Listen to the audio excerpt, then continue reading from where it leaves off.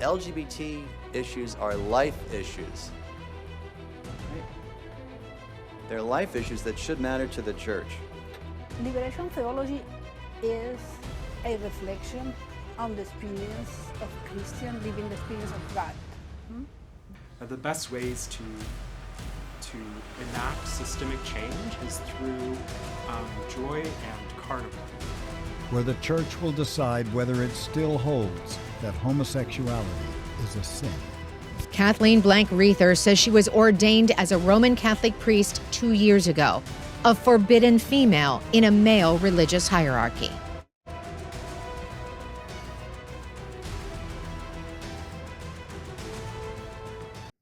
All right. Well, glad you guys could join us. Oops, let me get this thing, but it's not firing off on me every time I move. Testing. Is that good? All right. So I just want to touch on a couple of things real briefly. So I was looking at an article that comes from it's a conservative site, so I'll start with that. But again, I don't feel like religion is a political thing. I think religion is what you make it. And I don't think that it's left, right, or whatever. If we were to politicize it to some degree, because I happen to be a Christ follower, we sort of see it as a right-leaning thing, but I think everybody has their own religious values in whatever way they see, though many times it's distorted. So I just want to go with that as an abiding principle. But I read this piece and it said, and we've been talking a lot about race and wokeism because sadly, that's a big part of it. And when we get to some of the other sessions, especially tomorrow, you'll see how insidious it has become. But this says, some Christians have started apologizing for and repenting of their whiteness.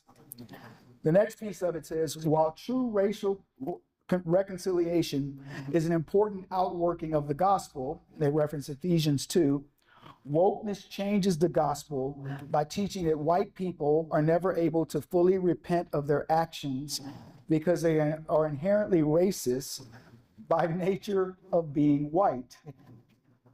And I just find that we live in this society that is openly racist. We discuss it as if it's no big deal. And the idea that it could penetrate into religion, I find utterly amazing. So if we could begin with that, if you want to credentialize yourself further. Yeah. My name is Keith Bob. I'm the lead pastor of Christ Church of Fountain Hills, and I've been there 3 years as the lead and 6 years as a pastor there, but also this is my 19th year as a pastor in Arizona. And did you want to expound on your resume a little more if I didn't do it justice? Not a problem. I graduated from Bible college back in '93. I was a youth pastor first in Kansas, and then spent 7 years as a pastor in Ohio, and then 8 more as a pastor in South Scottsdale. So I've been in the Bible, teaching the Bible for a really long time. So needless to say, you guys have a little bit of experience here. It's not like you're just new to religion. And what are you seeing? Because I've already given you kind of my take. I think that religion has been so perverted in how people are approaching it. And if you even bring it up, if you talk about your faith or whatever, it's one thing that's under attack, which I find incredible. But the idea that it's being perverted, and we showed some clips of, again, and I'm going to use the notion here of hate the sin, love the sinner. Yeah. So maybe we start, I don't know if there's a particular area, Keith, you and I spoke a little bit about it earlier. Is there a particular area that you see as a working pastor that things have just become untenable? Yeah, I think I'm going to plug a book, the Bible. I think everyone should read it, but read it with the idea of transformation, not information. So I think a lot of information is being brought in, and obviously it's being brought out in the wrong way.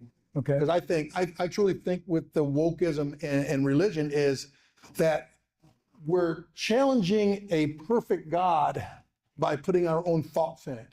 So we think we can change religion or Christianity by adding things like acceptance of sin, because we think acceptance is love. and acceptance isn't love. God is perfect and he set it up perfect. And as soon as we put our agenda in it, it's no longer faith-based, which our Christianity is faith. We have faith and we believe because of what Jesus did and what God did. So as soon as we open up that to be a love feelings thing, we miss out on what truly love is. And I really believe the starting of understanding love is God gave us free will. And Jesus says, if we're going to love, we got to die to self and live for Christ, or live for God and do his will, because once our will comes, then it's not truly love. We just passionately feel we might be loving someone. I share with you, you can say you love your spouse, but if she's going somewhere and you know your brakes aren't fixed and you let her get in the car and drive, you really didn't care, because she's choosing to go where you know she's going to have a chance to die. Yeah. Same thing with accepting sin. Jesus never accepted sin. He loved people to the point of teaching them not to sin. So he never said, oh man, listen, no one condemned you, so I don't either. He said, listen, when he said that, he said, but go sin no more. Because if you keep living in this lifestyle, you're going to have problems that keep building up. Well, let's analyze the idea, because I think that people see religious folks as being very sanctimonious and unforgiving in the sense of their sins, which I quite frankly completely disagree with. We recognize we have a sinful nature and we sin just like any other person. So is it the idea, is wokeness infused in religion being proposed to attack this idea of an idyllic thing, this perfect thing that God is? Because I sense that the people that are sort of attacking religion are seeing it as, we need to break this down and show that it's flawed in some way. And so you look at, let's just take the LGBT issue. They say, well, you're not accepting of the LGBT. And again, most Christians I accept it in as much as I'm not gay, so I don't accept the gay lifestyle any more than a gay person accepts the heterosexual lifestyle. Yeah. So is that, do you feel like there's a perfection that they see as us trying to seek, and therefore it's an attack on it? And is that the sort of the premise of woke? I think a lot of it's a bad definition of love. We've come to a place of we've gotten away from the Bible definition of love, and now love is just however I feel. Well, the problem with our feelings is the Bible says the heart is deceitful above all things. And so the thing that scares me the most is when people say my truth or this truth or that truth. There's one truth. Jesus said, I am the truth, the way, and the life. And when we get away from God's truth, then anything goes. And true love is speaking the truth to people at times, even when it's not comfortable, when it's not pleasant. When my kids were little and they wanted to go play up on the stove, the truth was, Dad says no. Because I love you, I don't want you to get up there and play with that stuff. You're going to get burned. And then as they get older, no, I don't want you to go and do those things or be those things because I know that it's going to harm you. And when we stop as Christians, stop saying, hey, these things are wrong. I love you, still love you, still going to hang around you, but what you're doing is wrong. When we stop doing that, then truth just becomes whatever you want it to be. Okay, so we all agree with that. I think most people would say that. But so what's making this movement gain such a foothold? Because I contend we're losing. I mean, you look at colleges and universities where they say a child goes to college religious or somewhat religious, right? Goes to church every week or whatever. And by the end of the first semester, they're done. You know, they don't want to go to school. If you look at all of the polling as it pertains to religion, you're seeing it going downhill. The churches are, congregations are diminishing. The number of people who believe in God every statistical category, we seem to be losing, and therefore woke is winning. Now, the canned answer is the devil's, he's out there. I get it. but I still believe there's some that we've got to figure out what's that disconnect. Yeah. I think truly, again, it's the true learning. I think the church has done a poor job at teaching the Bible truly. Because if you come to, I didn't accept Christ till 2005. So when I accepted Christ and started going to church and learning, then I wanted to learn and seek it. And if we seek it, we'll find it. But a lot of churches got caught up in the game of everything else, finances.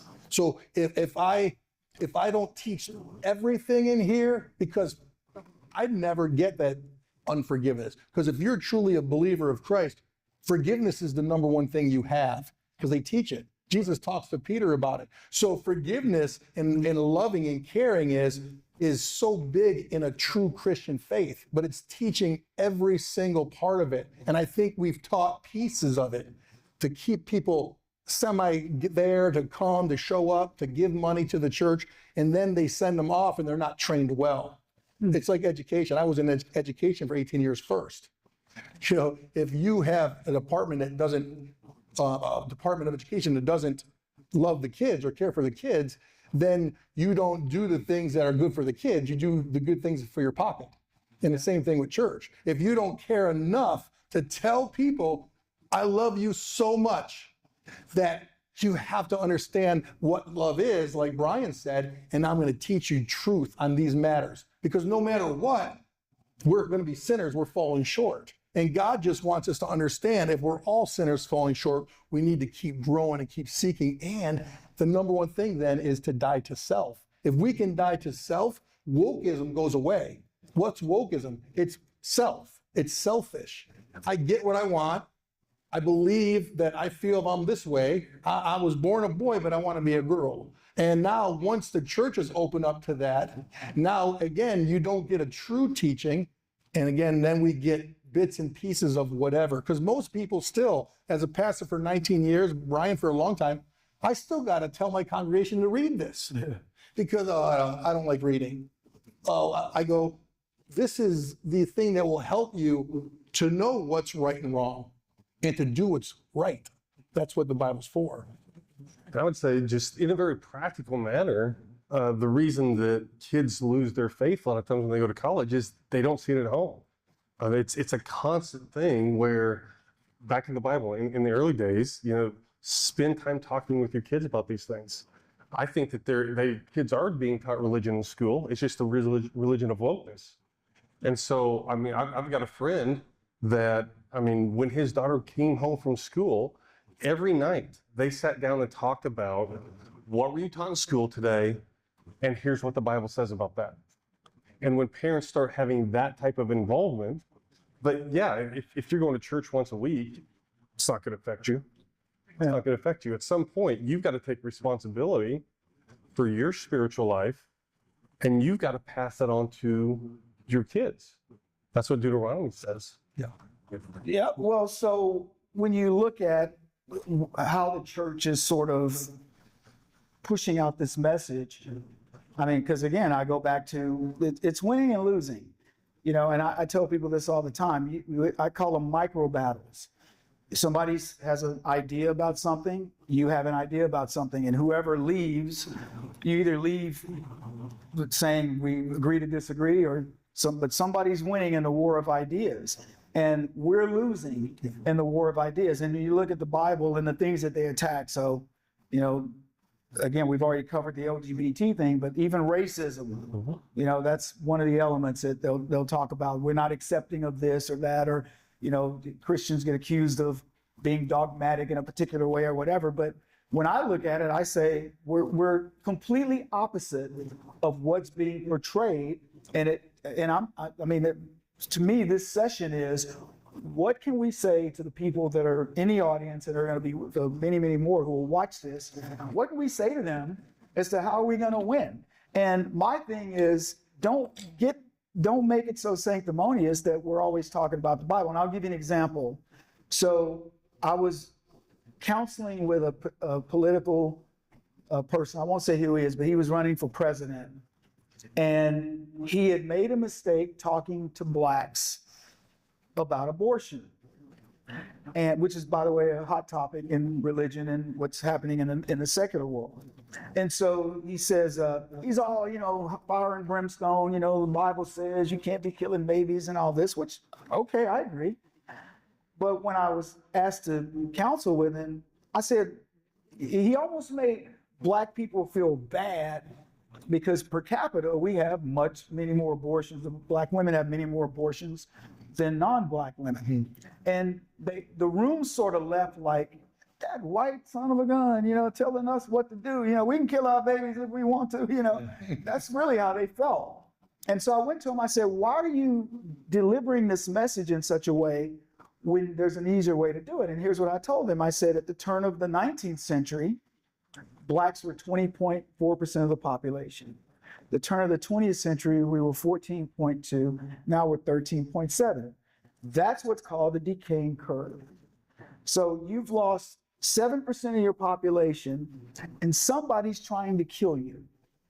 Now, that's delivering the same message, but I'm not being sanctimonious about it. I'm letting you make up your mind about it. One of the things that some of you already know my program, but we're going to run a program that's Would You Kill Baby LeBron, with a black girl pregnant, and the billboard's going to ask, would you kill this baby? And it's going to have LeBron James dunking a basketball inside of her belly. And again, not sanctimonious, but still making the greater point of, would you do this? If you knew that you were going to have an NBA All-Star billionaire basketball player, would you do it? So I think that at times that we can respond back to woke in a much more clever way than we're doing it.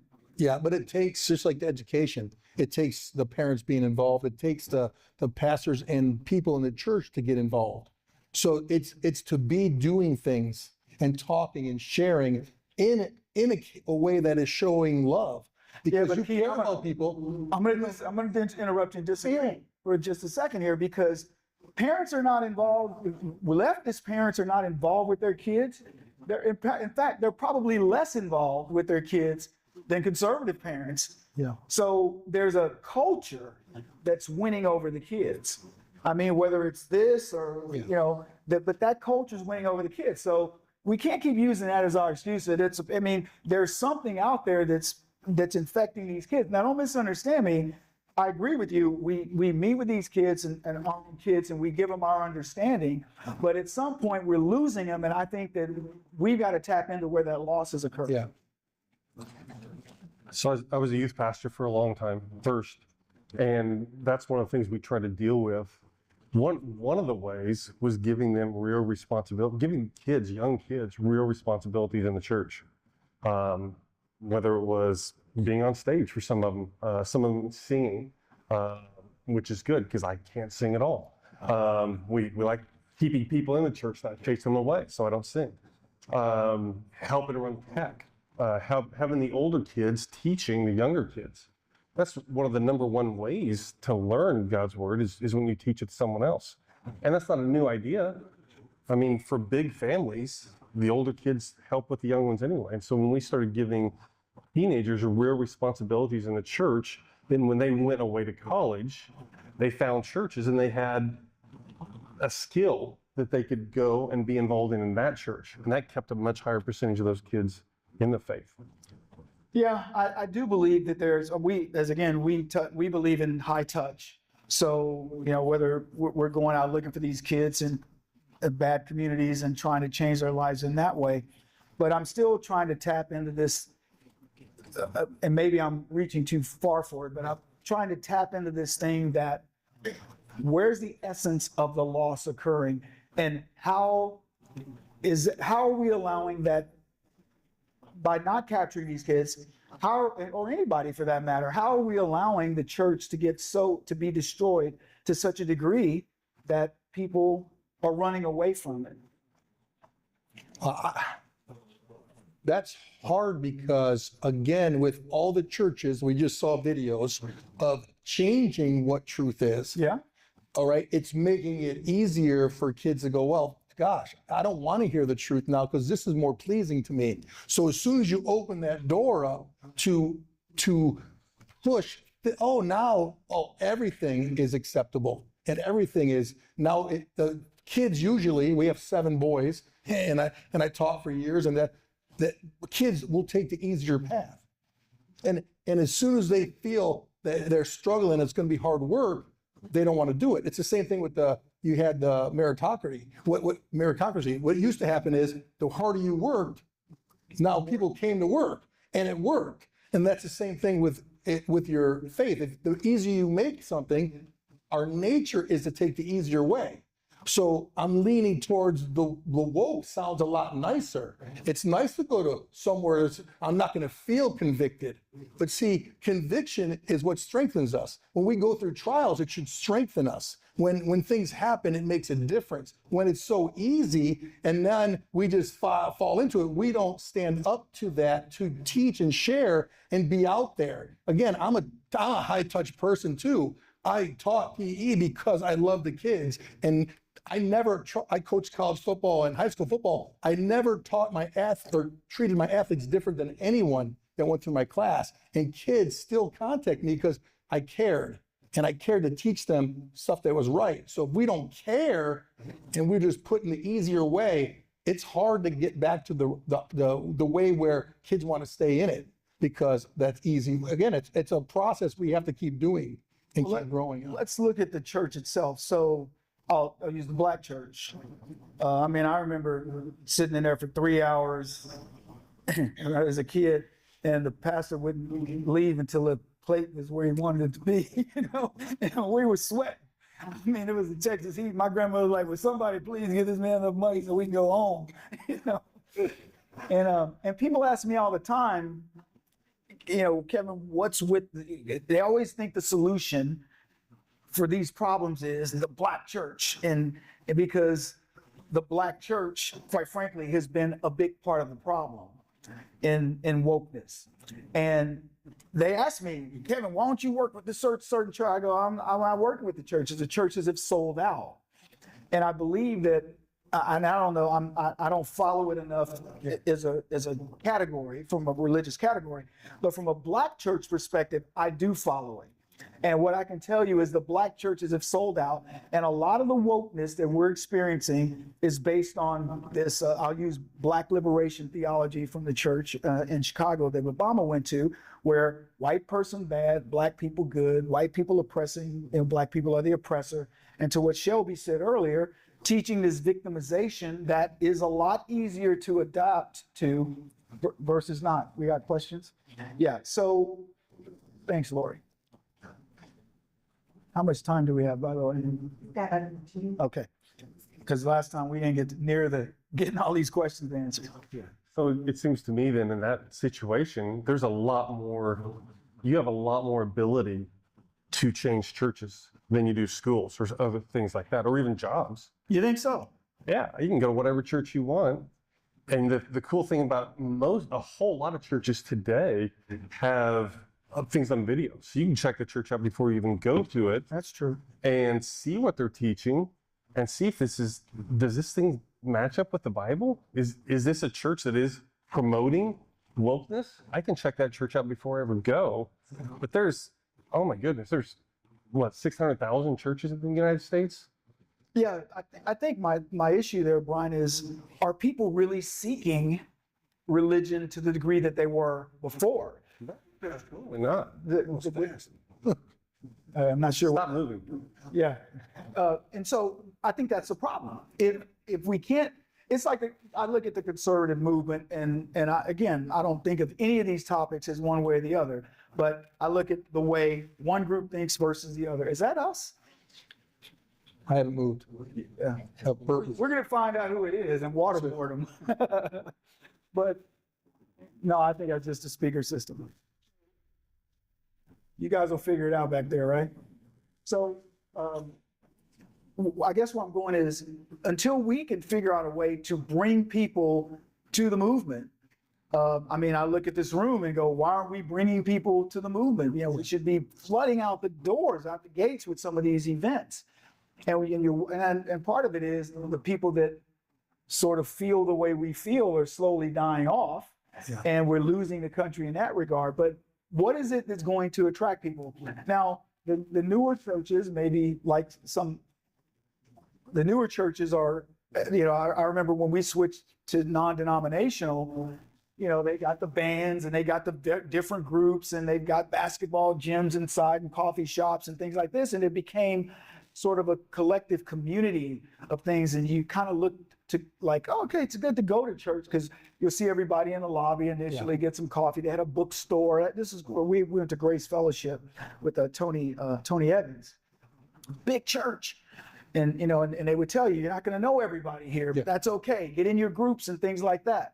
So I'm saying we're fighting this battle, a battle against secularism that I'm convinced we're losing. And I'm looking at the state of the black church in the 1950s and the black church of today, the thinking of people in the 1950s versus today. Yeah. We are losing. Yes, but it comes back also to families cared more about that. If there's more single moms and single dads and things going on and things being pushed, again, when I was first met my wife, she's here, I wasn't a believer. I had 3 boys, she had 3 boys. She took her 3 boys to church, and my 3 and me stayed home. And it didn't take long for the boys to say, we're not going to church if he doesn't go to church. And then when we got married, I accepted Christ, went to church, and no one ever questioned it again. I took the family to church. I stepped up and said, let's go, guys. We're going to church. And the kids jumped into church. It's having that connection and the dads really stepping up and caring and doing it. And again, I really believe this is we're so stuck on identities in our race and our gender that we don't have black churches and white churches. We shouldn't. We should have church. It's Christ-centered. And again, when we open up to not care and we start just teaching Christ and being out there, now it sets apart because, again, the world wants segregation. And it's sad because we're getting there again. And the sad part is that we're pushing stuff that puts us back to where we try to get away from. And again, that's with the church. I'm reading a book that Voddie Baucham did, a pastor said, and he goes, I thought that I had to go to a black church. I was black. And my first job was at a white church. And I was frustrated that I was at a white church going, why am I in a black church? And then he finally had to go, it doesn't matter. I have to teach this and love people for Christ. It is an interesting concept that you bring up that, there is the thing of black church, the same way there is a thing of a black neighborhood, the way there is the thing of a black school, right? And we understand it.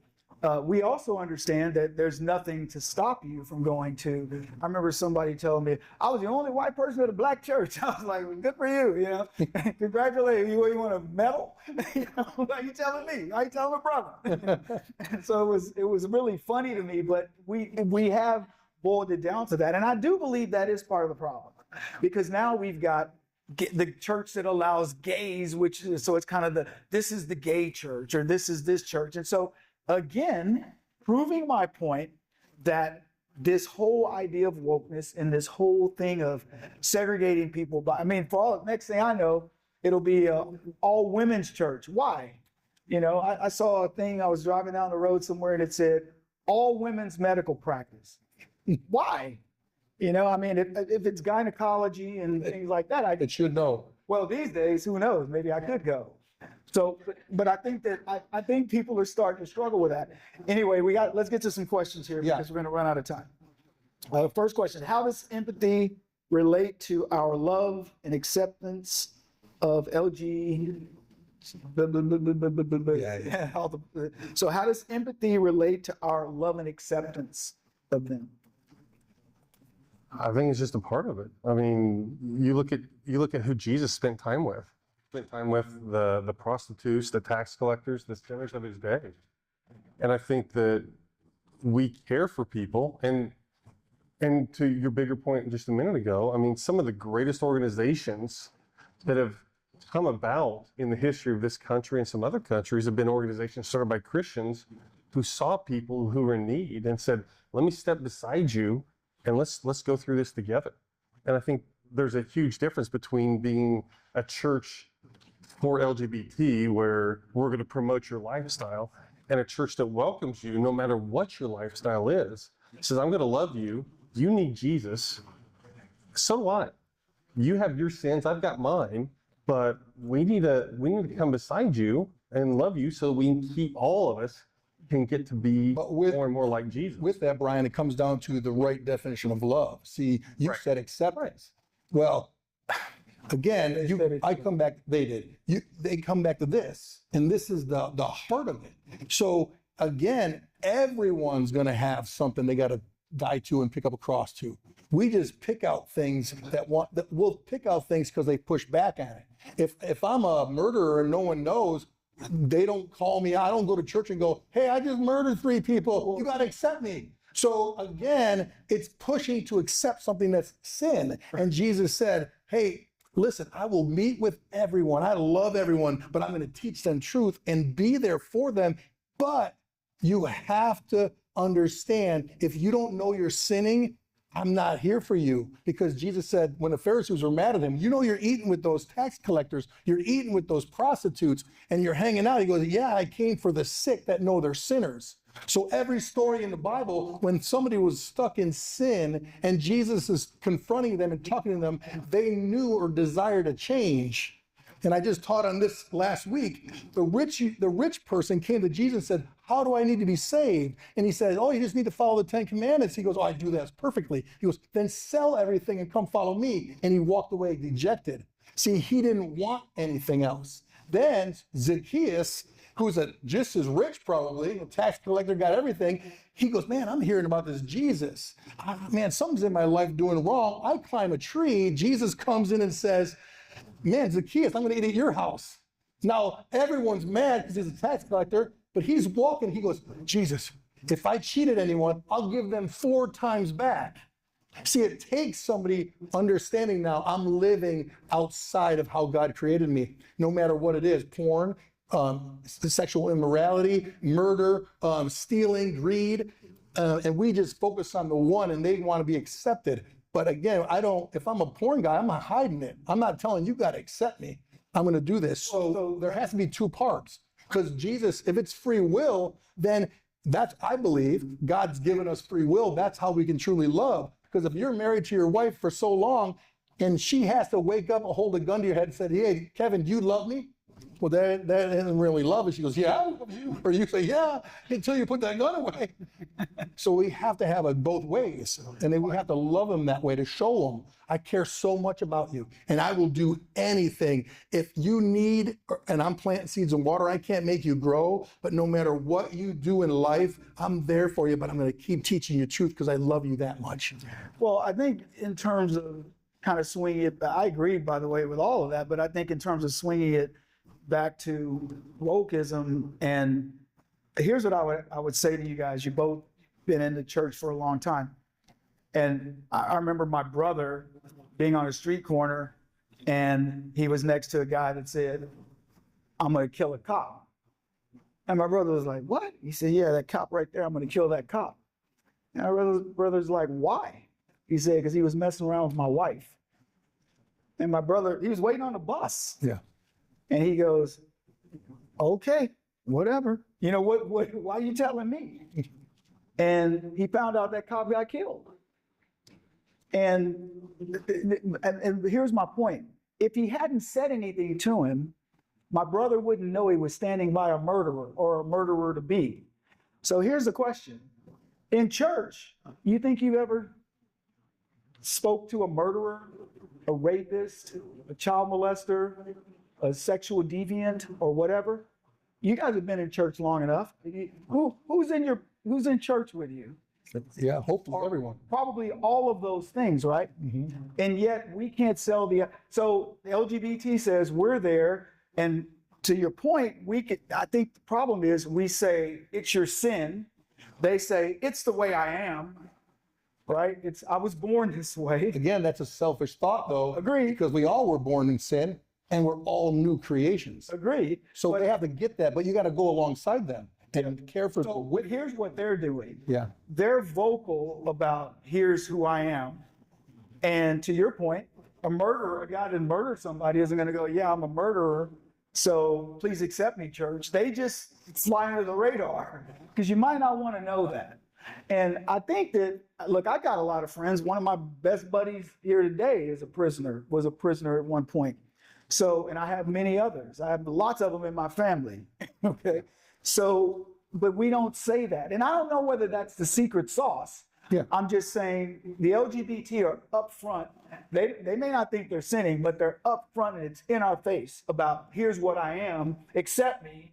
And we're like, here's what I am, but I'm going to keep it here. And I wonder if that's part of the problem. Yeah, it is. I think it's hard for a lot of people who are Christians to be bold because you're afraid of that feedback. You know, I mean, and it just comes down to us being okay with that and not being ashamed of who we are. Brian, I'm sorry, it is a hard thing. it is tough, but It how is, is it a but men's ministry? yeah, at some point you've got to say, no, this It's who I am. is exactly who I am. And it's okay. Even if the other crowd is saying, oh, you're a part of that, I'm not. And I've shown you with my life that I'm not that way. Think about wokeism where if you were to say, let's for the sake of discussion say, I was a bigot. The cancel culture, you can never just have not been a bigot. You're, once a bigot, always a bigot, or I was a racist. If you were to say that, I had a kid walk up to me and he after I gave a speech, it looked like a little Aryan Nation dude. And he said, Mr. Jackson, he says, I'm one of them knuckle dragging Neanderthals that you mentioned, and he shook my hand. But he admitted to me that he was that way, and he told me this. He says, I don't know when I go back to where I'm going that it's going to change, but you impacted me. And so I look at, with the sins, when I was at a men's ministry, the first thing the guy said was over the ministry. He says, well, I'm going to tell you guys, he goes, I was a sexual deviant, still am. He said it up front to all the men. And he says, yeah, he goes, and he goes on to tell his story, his testimony. And he says, I don't even look at women beside my wife. He goes, if I see a woman, I bounce. He says, I bounce. He goes, I see you, and the prettier you are, the quicker I bounce. He just looks away because he doesn't want to have those feelings. But I was so impressed that he was willing to say it. And I think that there's something to be learned by the LGBT saying, this is who I am, and demand. I mean, I don't agree with it, but I think that if we say, this is who I am, and I demand that you accept me, that's the same thing. Yeah. Anyway, let's move on because we're going to run out of time. I talk too much. How would you suggest expressing truth to people who put so much of their faith and beliefs in their leader, like the Pope, and the leader is not following God's laws? That's easy for me. I always tell people, check me. See, if you're not willing to check and make sure that I'm lined up, then you don't really care about what you're getting, or you just want to consume. We're a consumer culture. We'd rather get it for free and just listen to whatever sounds good to us instead of check it. Now, we can check the Pope, and he's not on target. Yeah. So again, to be willing to say, man, we pray for everyone, but we have to make sure, don't go somewhere, don't go to a church without checking. If they start saying things that are off of what God's word says, man, then be bold and get out, or talk to them and say, man, why do you keep doing this? And again, it's the fear, or the just want to not be bothered. I just want to get through. I want to get there. I want to get out. I don't want to be a part of it. All right, how about this question for you? For much older parents who trusted all the schools and education systems, who now have adamant woke adult children, family dynamics are very difficult. Sure. It's got to be a process. It's got to be, I think, a lot of prayer happens. A lot of, one of the hardest things to do is to tell your kids, I'm sorry. Because as an adult, you're talking to your kids, especially when they're little, because we do things that are wrong. And I think having an honest conversation with your kids is saying, a lot of stuff that you were taught, man, it wasn't good. I was involved, I'm sorry. But I see the things that are going on, and I just want you to know there's a better way. These are the things that I've learned since then. And man, I just want to be involved and I think praying. a lot of people, though, Brian, are afraid of losing their kid. I mean, especially when you get into these tough conversations. You know, I know a lot of people that their kids are estranged because they, you know, talk to them about these different things. We're running out of time. Let me respond to that. And it is. There is some risk there, but the separation's already there. Yeah, it's true. And I'll tell you what, the best example I have of this is I had a friend that he was in the fire department, and he lived out his Christian life there. And fire department guys, a lot of times, you got a bunch of guys that's hanging out over the weekend by themselves. They're going to get into a bunch of bad stuff. Okay, it just is. But this guy didn't do all those things. But when some of those other fire department guys had issues in their lives, they turned to him. And I think the same thing happens with our parents when we tell our kids, hey, here's who Jesus is. Here's the difference that he makes. They may hate us for a while, but something's going to happen and they're going to come back. I agree. Joe was the first speaker, right? Joe, yeah. Yeah. So he said, I'm the same always. And I think that's what we missed out on. So if you're real with your kids and your faith and you show them a faith that's real always, even in the hardest times, now they have an understanding what real is. And now real is, listen, I love you, but we're going to keep doing this. You got to understand this. I love God more than your mom and you and myself. That's why I got to keep working. And I hope that you see everything I choose. And when I say, or we correct you as parents to get the right thing done, that sometimes kids, a lot of times kids, like I said, are going to choose whatever. And again, that's where I got to be God first. And guys, I love you, but man, God is first, and I'm going to keep doing this, and I want you to, and I'm there for you to keep trying, but I can't deviate. And what happens a lot of times as the parents love their kids first, and God comes whenever they need him, and now all of a sudden when their kids do something wrong, well, it's got to be okay. My kid, I love him, and he knows God, so he has to. And we open up and accept things that they want to do, and then we're afraid if they don't come by. And I always tell, we had a mixed family. When we had kids come in, that moms had different rules, dad had different rules. When they got to our house, it was the same rules. And one of our kids, right off the bat, his mom had no time for him to come home, open, whatever. We had a curfew. He goes, well, you give me a curfew. Mom doesn't give me a curfew. I said, go live with your mom. I love you. But here, you got a curfew. He never missed curfew. So when he was about love, huh? Yeah, it's real. Yeah. That's what love is. Yeah. Love is not acceptance, and love is love. Love is tough. God is truth. And if it's the way, the truth, and the life, it's not the way, the love, and the life, and we have to keep on truth. All right. All right, folks. Appreciate it. We're going to do